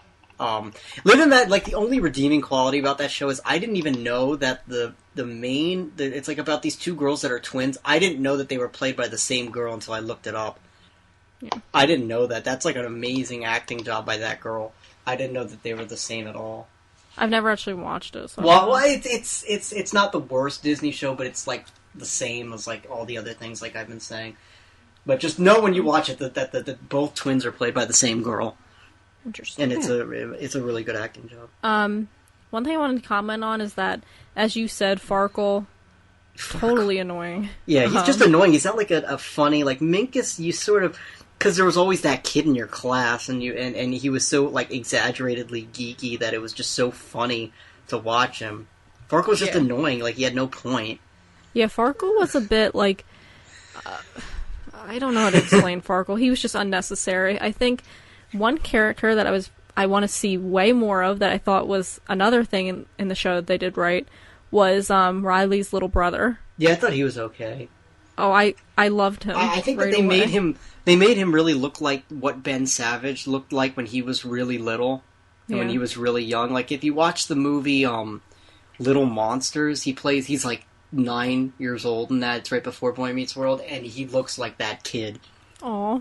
So that kid was kind of funny. Yeah. Yeah, they did do good casting, I'd say.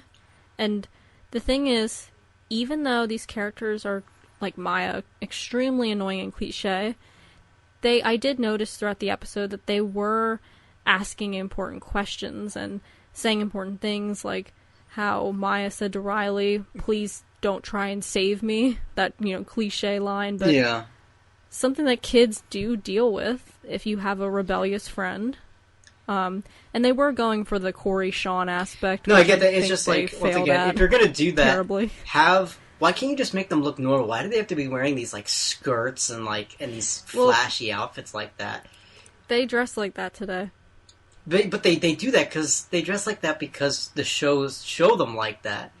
Oh yeah, they do. So it's like a I think a lot of cycle. girls will dress like that. I don't know. I don't think that a girl in Maya's situation, being rebellious like that, would dress like that. I think she would, only because I think she would spend her money probably like for certain things, like because obviously doesn't she have a job? I think. I don't think so. No, or am I thinking of something else? I might be thinking of something else, but she probably uses her money specifically, the money that she earns specifically for clothes. So I wouldn't say it's out of the ordinary. I agree. I don't like that Disney is making these girls look like they're growing up too fast, but I don't think it's unheard of. Yeah, that's how it goes in Hollywood, in that sort of circle, so that's just how it's going to be. Disney or not. Unfortunately. Yeah. Right. And I just want to talk about the consistencies real quick with the show. The fact that when they had the fire drill, there was no formal fire drill. Yeah, there were no other kids. There were no other... yeah, that's exactly... They just sort of all ran out. In any school, like, you line up, there's like a... And none of the other schools, none of the other classes got... Like, I don't think they were there either. It was just... Yeah. It was just kind of like, fend for yourselves. Yeah, exactly. And what's with the kid jumping on Ben Savage, on Corey? Like, that just seems so, like... I know. And the other part when he says, like, wow, you're a really good-looking guy. Like, you wouldn't, as a teacher, if you said that, you'd get, like, fired. I know, exactly. It was silly. And I agree, actually. Speaking of Ben Savage, I thought he wasn't very... I think he should have been a teacher, but not Riley's teacher. Maybe just in the same school. Maybe, yeah. And the other inconsistency thing was the fact that when they were at lunch, and they're just talking, and then all of a sudden they get up, their lunch is untouched, and they just trash it. I'm like, what? Yeah, they didn't eat any of it, and they just threw it out. I was like, why didn't you eat your lunch? I want that lunch. Yeah, right. Actually, no, I don't. What am I saying? I was just hungry. But... Bring that back out of the trash can. I want that. Yeah. So, there was a little technical stuff in here. Like, they did use ring composition at one point. When Corey says when he first pulls Riley and her friend out of the window or whatever, when they're trying to go on the fire escape. Yeah. And he tells her she's right here. And then at the end, Riley reincorporates that and says, we're right here. And it's almost like, I think they're setting up the show, they're definitely setting it up, actually, to be her own rite of passage. It's not going to be the same as Corey's, but they're trying to make it a modern-day girls' experience, which, to be honest, it kind of is like that, especially in the city. It's going to be a lot different. But I agree. I see where you're coming from, Eric, where you'd rather it be a suburban kind of thing. Be suburban, but I think... There was one part in Boy Meets World where... One of the first episodes where Corey describes, it's one when he's like 10 or 11 years old, and he describes what he does on a Saturday, and he says, like, I get up and I watch X-Men, then I'm off to the comic book store, and then in the afternoon I hang out with you, and then I'm home for Saturday night pizza night, and then it's 4 hours of video games before I go to bed. And it's like, that's exactly what I did exactly what I did when I was a kid, get up and watch the Saturday morning cartoons, and then you would eat the pizza at night and play the video game. That's exactly what I did, and it was just so, that's me. Well, I think kids, though, today might be relating to her, going on the subway, and I think also, you have to realize, too, is that right now I'm reading this book called Love Letters to the Dead, and it's kind of like the female Perks of Being a Wallflower, kind of. Except Perks of Being a Wallflower is way better. And there is such a difference between, because obviously Perks of Being a Wallflower is narrated by Charlie, and Love Letters to the Dead is narrated by a girl named Laurel, and Charlie's a guy, so his experience is and his narrative voice is so different than Laurel's, and her experiences are so different from his, even though the story is very similar in tone, almost. So... I think there's a big gap between Corey's childhood. Of course, he would be doing those things, but now his child, Riley, is in a totally different generation, and plus she's a girl. So I think it's going to be branching far away from Corey's experiences. Yeah. Even though I agree, I mean, I was a tomboy, so I, of course, would relate to Corey. But, the end with Mr. Feeney, as I said, I thought they did perfectly. Yeah, I like that too, yeah. I teared up, legit. Teared up. Yeah. Keep in mind, William Daniels is almost 90 years old now, so the fact that he can even do that. Yeah. And my sister, actually, she lives in New York City, and she said she went on the subway one morning at like 7:30 in the morning and saw him on the subway. She's like, oh my god, I saw Mr. Feeney on the subway. I'm like, if that were me, she didn't go up to him. I would have gone up to him and been like, hey, I really learned a lot from you, and I really appreciated your role as Mr. Feeney. I really learned a lot from you and your character. I would have said that to him. Because honestly, I did. I think that his character was such a force for good and a good role model, and he was just this consistent, unmoving person that not only, like, through the show, guided everybody of that generation that watched that show. Right. Yeah, it's really cool she saw him. Okay, so I think that would end our discussion on Girl Meets World. Mm-hmm. Yes. It's our beginning thoughts on the pilot. Mm-hmm. Lot to say, as you can tell. I mean, and it is a pilot, so it could change, I agree with that. Like, a lot. Yeah. Exactly. I agree. So. I think that's why they released it early. Yeah. Mm-hmm. To see what people, the diehard fans, I guess, who had the app and then could get a hold of it, would think of it. Yeah, because the tone might change completely after some feedback. Exactly. So. Exactly. They could always reshoot or re-edit and stuff, so... Yeah. By the way, I hope that they have, like, Uncle Eric come and Aunt Morgan come and they go and they see the grandparents and stuff like that, and they have, like, Uncle Sean come in and stuff. I really hope they do that. Sean's going to be in the episode, I know. Okay, good. I really hope they do that. So that is our discussion on Girl Meets World and A Bug's Life. Next week we'll be talking about Maleficent. Oh. Yeah. Cool. Oh, I have to see Exciting. it. Yeah. Yeah. We're getting into it. I'm seeing it Thursday. So. Alright. I've heard things, so we'll see. Yeah, so have I. So have I. I'm not gonna... Things? Yeah. So have I. So I'm just gonna... I only heard one thing, so I heard one I'm thing. pretty sure that is the same thing everything's Right. saying, so everybody's saying, so I'm not looking at anything and trying to get my own opinion, Right. but I have a feeling the thing I heard was correct. Alright. So yeah, you guys can connect with us via our website, www.talkmagictome.com. That's the number 2. And there you can find our links to Twitter, Tumblr, and Facebook.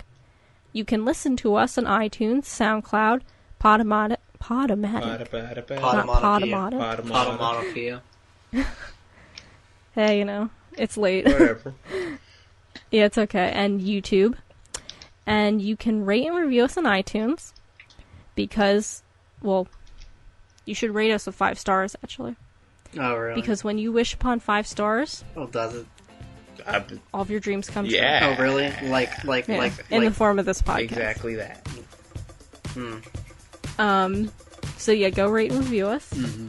And yeah, that's our show for this week. It's a little longer than usual, but Hey, that's okay. yeah, we covered quite a bit of ground. Give the fans what they want. So yeah, because we have so many Yes. fans. Yeah. We love you, All fans. 3 of you are the best. No, there's like 30 of them. Yes, thank you for listening. It means a lot to us. And be sure to listen next week to our Maleficent episode. Tell your friends. Tell your Please. friends, indeed. Sorry, Eric, what were you going to say? I just said yes, please tell your friends. ... Yeah. Alright, so from all of us at Talk Magic to Me, I'm Danielle. I'm Prince Eric. And I'm DJJD signing off. See you guys next time. Bye.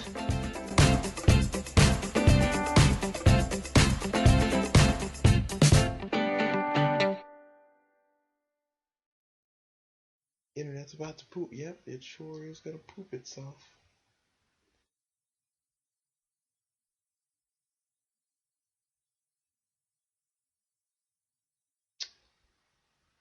Okay, how can I do this?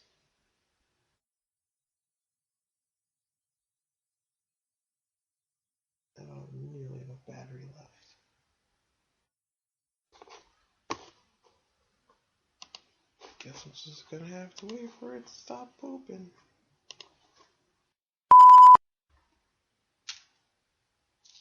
I'll be on the internet all day, no problem. Hello? Hello. Are we still going? I'm still trying to connect to JD. Oh, we haven't been talking about anything? Okay. What's that? I didn't miss anything? No. I've been gone. I wasn't even here. I went here. upstairs. Oh, JD? Yeah. It sounded You're like he here. just farted, but he was laughing. Let's work fast. Yeah, this episode will be fun to edit. Oh, yes. This will be very fun. That'll be funny. Oh, God. Yeah, I should just put the silence at the end. Yeah. There you go. Because that's literally, I was just sitting here, like, in silence. Okay. So,